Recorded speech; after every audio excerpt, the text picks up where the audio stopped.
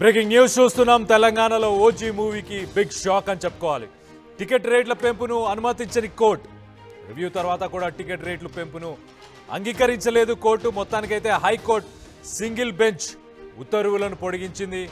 October 9 వరకు ఇవే ఉత్తర్వులని కొనసాగుతాయని చెప్పేసి కోర్టు చెప్పుకొచ్చింది. టికెట్ రేట్లు ఎందుకు పెంచాలనుకున్నారో కౌంటర్ దాఖలు చేయాలని చెప్పేసి ప్రభుత్వానికి ఆదేశాలు అయితే ఉత్తర్వులు జారీ చేసేసింది. తదుపరి విచారణ అక్టోబర్ 9కి వాయిదా వేశారు. మొత్తం ఇదైతే ఓజీ మేనియా ఒక పక్కన ఓజీ సక్సెస్ అనేది ముందుకు వెళ్తున్న సమయంలో ప్రస్తుతానికైతే హైకోర్టు మాత్రం అందరూ సమానమే, ఖచ్చితంగా ప్రతి సినిమా కూడా సమానమే, సింగిల్ స్క్రీన్ కావచ్చు, మల్టీప్లెక్స్లు కావచ్చు, వీటన్నిటికీ కూడా రేట్లు పెంచడానికి సరైన కారణాలు చూపించాలి ప్రభుత్వం అని చెప్పేసి ప్రభుత్వానికైతే గడువును ఇచ్చినట్టు తెలుస్తుంది. మొత్తానికి దీనికి సంబంధించి మరిన్ని వివరాలు మా సీనియర్ ప్రతినిధి రవిచంద్ర ఉన్నారు. రవిచంద్రతో మాట్లాడి తెలుసుకునే ప్రయత్నం చేద్దాం. రవిచంద్ర, చెప్పండి, అసలు కోర్టు తీర్పును ఎలా చూడాలి అండ్ ఎప్పటిదాకా ఈ రేట్స్ ఎంత మార్పులు చేర్పులు జరిగే అవకాశం ఉంది? రవిచంద్ర, కోర్టు తీర్పుని ఎలా చూడాలి అండ్ ఈ థియేటర్స్కి సంబంధించిన టికెట్ రేట్లు ఏవైతున్నాయో ఆ రేట్స్ మరి తగ్గే అవకాశం ఉందా? ఎప్పటిదాకా తగ్గి ఉంటాయి? మళ్ళీ పెంచే అవకాశాలు ఏమైనా ఉన్నాయా? ఓజీ సినిమాకి అయితే అడుగడుగున అడ్డంకులు ఎదురవుతూనే ఉన్నాయి. అఖిల పరీక్ష లాగా టికెట్ రేట్ల విషయం కావచ్చు, ఓవర్సీస్ లో కూడా స్క్రీనింగ్ చేసే విషయంలో కావచ్చు, ఎంత పాజిటివ్ కాకున్నప్పుడు కూడా ఈ ఇబ్బందులు అయితే ఎదురవుతూనే ఉన్నాయి. ప్రస్తుతానికైతే తెలంగాణ ప్రభుత్వం ఇచ్చిన టికెట్ల పెంపుదలపై ఇక్కడ తెలంగాణ కోర్టులో దాఖలు పిటిషన్ పై విచారణ చేసిన సింగిల్ బెంచ్ ప్రభుత్వం తీసుకున్న నిర్ణయాన్ని కొట్టివేసింది. దానిపై ప్రభుత్వం అప్పీలుకు వెళ్లడంతో కొంత ఊరట లభించింది అనుకున్నాము. ఇప్పుడు మరలా హైకోర్టు డివిజన్ బెంచ్ కూడా మరలా సింగిల్ బెంచ్ ఇచ్చిన తీర్పుకే కట్టుబడి అదే ఫైనల్ అని చెప్పడంతో మరలా ఇప్పుడు టికెట్ల రేట్ల విషయం అయితే మళ్ళీ మొదటికి వచ్చిందని చెప్పుకోవాలి. ప్రస్తుతానికైతే ఒక సందిగ్ధమైన పరిస్థితి ఉంది. ప్రస్తుతం ఈ సినిమాకి సంబంధించి డిస్ట్రిబ్యూటర్ కావచ్చు, ఎగ్జిబిటర్స్ కావచ్చు, టికెట్ రేట్ల విషయంలో చాలా కన్ఫ్యూజన్ అయితే ఫేస్ చేస్తున్నారు.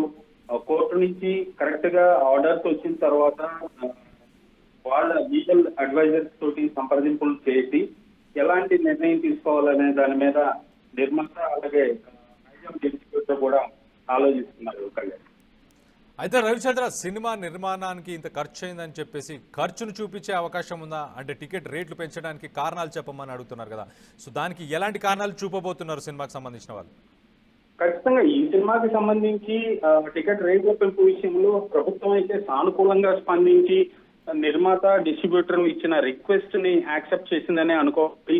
ఈ సినిమాకి సంబంధించి భారీగా ఖర్చు పెట్టాము, భారీ బడ్జెట్ తో తీసాము సినిమా, అలాగే ఒక చారిత్రక నేపథ్యం ఉందనో లేదా తెలంగాణ నేపథ్యం ఉందనో ఇలాంటి రీజన్స్ చెప్పి గవర్నమెంట్ నుంచి అయితే ఈ హైక్ ఫెసిలిటీ తీసుకున్నట్టుగా అనిపించట్లేదు.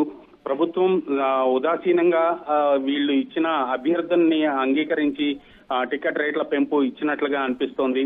సో ఇప్పుడు నిర్మాత వైపు నుంచి లేదా ప్రభుత్వం వైపు నుంచి కోర్టుకి ఎలాంటి సమాధానం చెప్తారనేది కూడా కొంత గందరగోళంగానే ఉంది.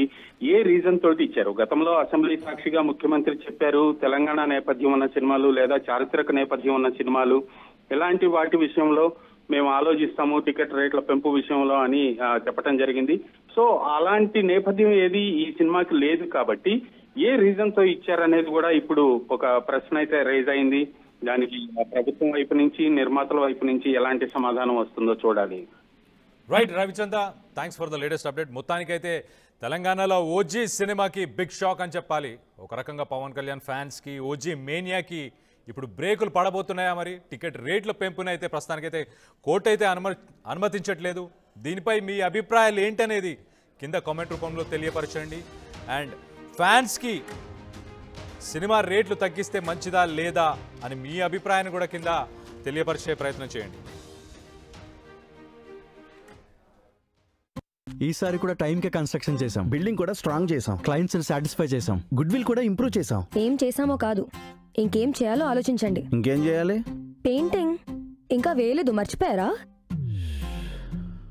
అన్నీ బాగానే చేస్తున్నాం, పెయింటింగ్ దగ్గర మాత్రం ఫెయిల్ అవుతున్నాం. లాస్ట్ టైం పెయింట్స్ కోసం పెద్ద కంపెనీ దగ్గరికి వెళ్తే వాళ్ళ థర్డ్ పార్టీ కాంట్రాక్ట్ని అసైన్ చేశారు. వాళ్ళ 8 months డిలే, 20% ఓవర్ బడ్జెట్ కూడా అయింది. ఈసారి తప్పు అస్సలు చేయకూడదు. పెయింటింగ్స్ విషయంలో పర్ఫెక్ట్గా ప్లాన్ చేయాలి. ఏం చేద్దాం, పెయింట్స్ అప్లై చేసేది ఒకరు, అప్లై చేసేది ఇంకొకరు. వీళ్ళందరినీ డీల్ చేయడమే పెద్ద హెడ్ఏక్. అయితే ఇంక మనమే పెయింట్లు వేసుకోవాలి. లేదా పెయింటింగ్ ప్రాసెస్ మొత్తం చేసిచ్చి ఒక పర్ఫెక్ట్ పార్ట్నర్ అన్నా ఉండాలి. టెక్నో పెయింట్స్ లాగా. టెక్నో పెయింట్సా? ఎస్, నాకు కూడా రీసెంట్గానే తెలిసింది. పెయింట్స్ తేవడం నుంచి గోడ మీద వేయటం వరకు మొత్తం ఒకే టీం చూసుకుంటుంది. మిడిల్ మ్యాన్ ఉండరు. So no quality loss. 5,000+ skill పెయింటర్స్తో 1,250+ corporate projects, 26,000+ government schools paint చేశారు. అది కూడా all over India. Wow, third parties కూడా ఉండరు కాబట్టి మనకు డెడ్ లైన్స్తో కూడా ప్రాబ్లం ఉండదు.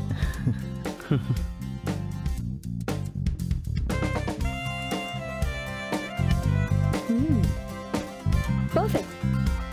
From the factory to the wall, Techno Paints does it all.